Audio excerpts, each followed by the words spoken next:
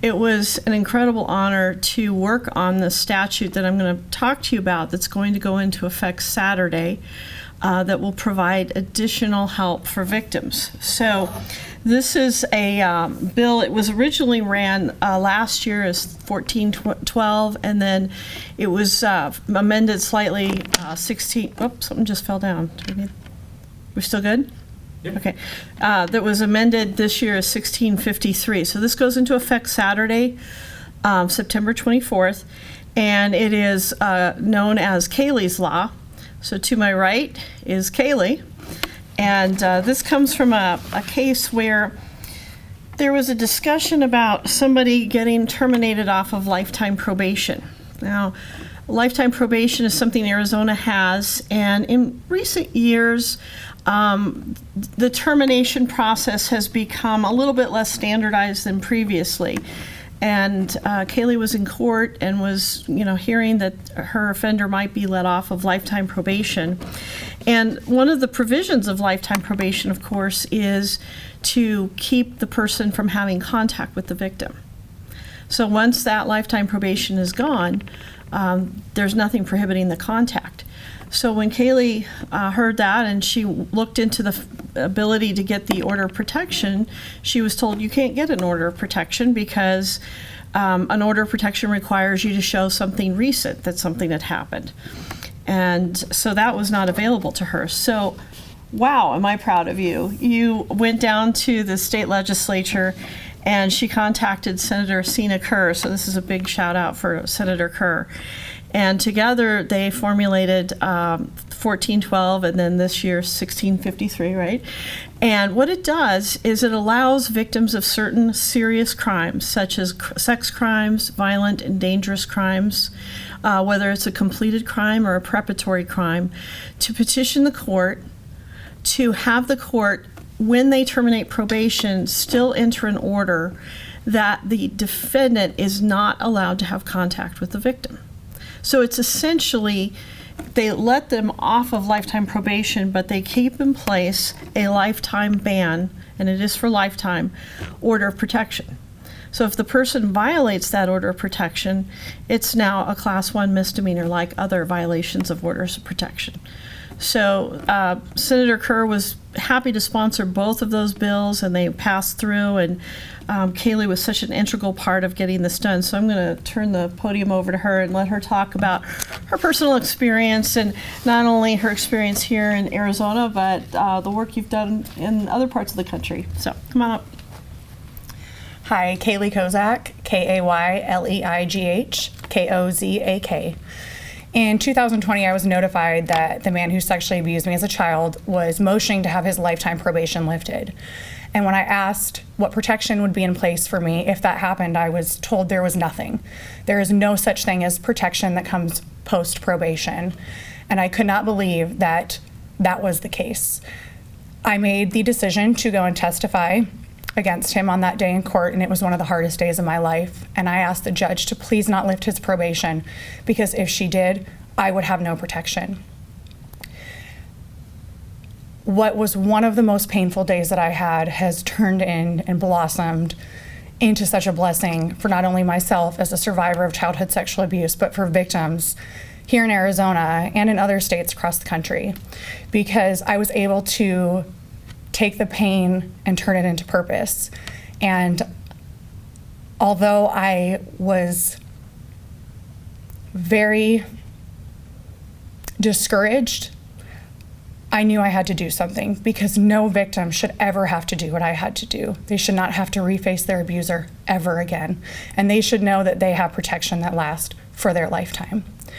So I got to work. I contacted my local legislator, Senator Kerr, and we very quickly drafted a bill. And I am proud to say that that bill went through the Arizona legislative process in 2021 and passed with complete bipartisan support.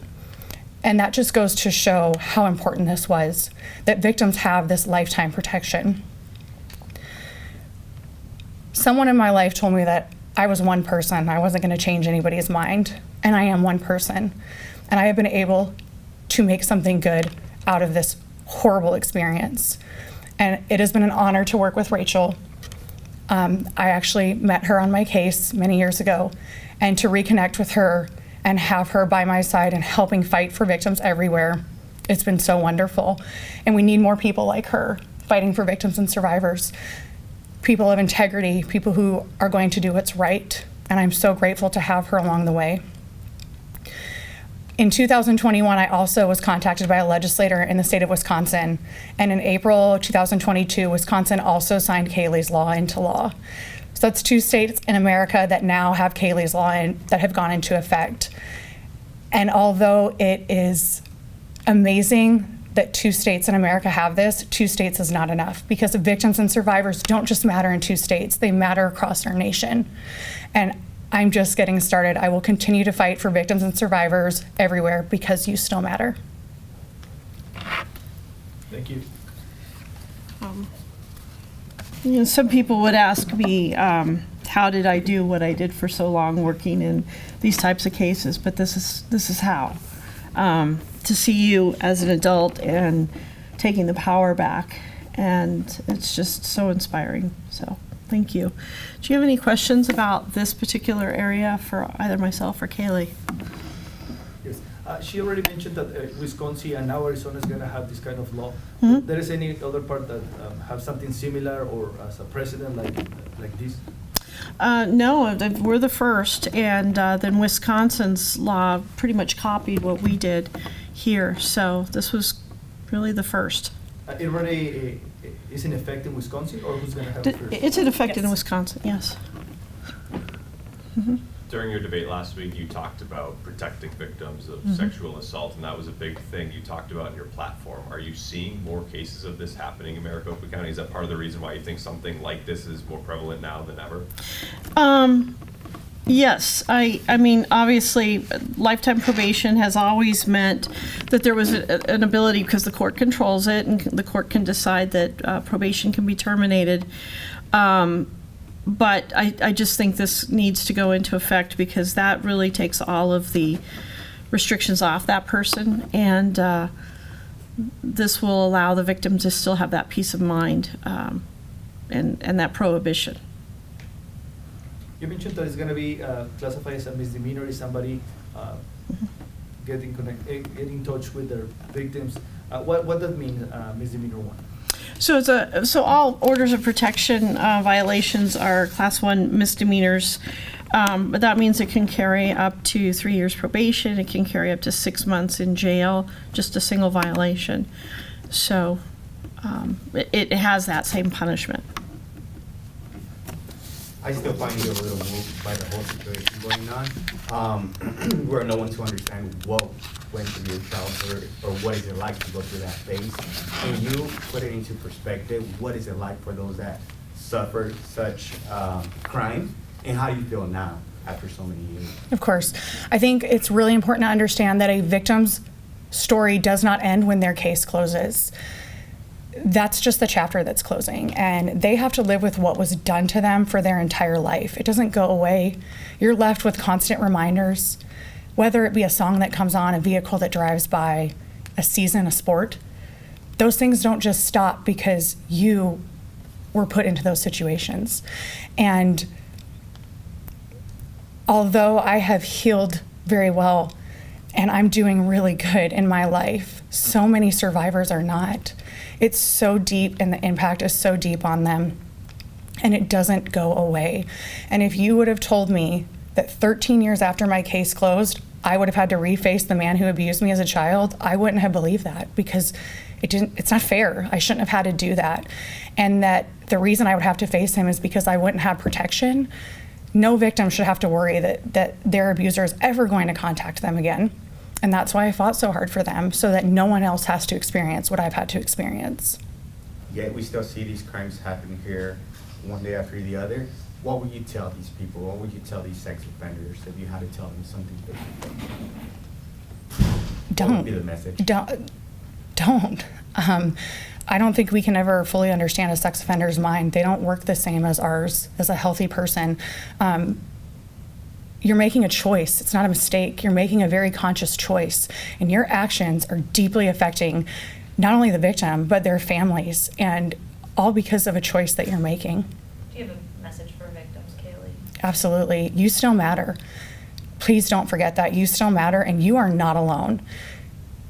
You are stronger than you know and braver than you could ever imagine. And don't think that for 1 second that you don't matter and you're going to be okay, because you're a survivor. You have survived what has happened to you. Kayleigh, so I appreciate you sharing this, because obviously it's not something easy to talk about, first off. And you talked about how deep this impacts people and their families. So getting something like this passed, is it a huge sigh of relief for you, or is it just like a small step in hoping that it can bring that relief and that maybe comfort in knowing that this person really shouldn't be near you ever again? It's both. There's definitely an instant sigh of relief. He doesn't ever get to talk to me again, ever. He doesn't get to contact me. He took part of my life. He doesn't get any more.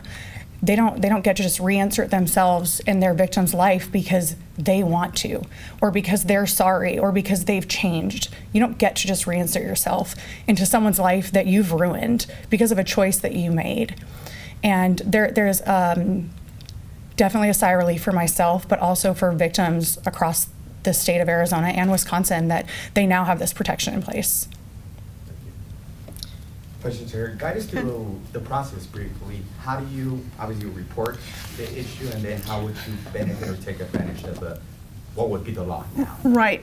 So if somebody has an active case, they should certainly talk to the prosecutor handling the case or the victim advocate to get this in process. For cases like that have already been sentenced, the Superior Court, and also a shout out to them for working on this, is going to be putting a form up on their website soon for victims to go on and fill out.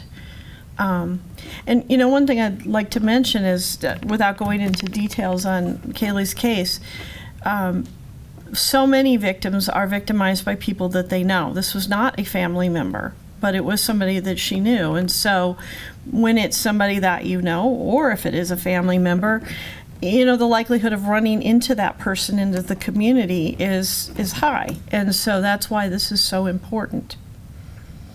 I think you already mentioned it, but can you repeat what kind of offensive this law is going to protect? So there's a whole list of them, and I can give you a copy of the statute, but it applies to either a completed crime or a preparatory crime, like an attempt of a dangerous offense, which would be serious physical injury or the use of a weapon or dangerous instrument. Anything that's classified as a serious offense or violent or aggravated felony, or a felony offense that is a sex crime. Okay. All right, thanks. And we didn't receive any other questions. Are there any other questions about other matters? Wow. Okay, thank you.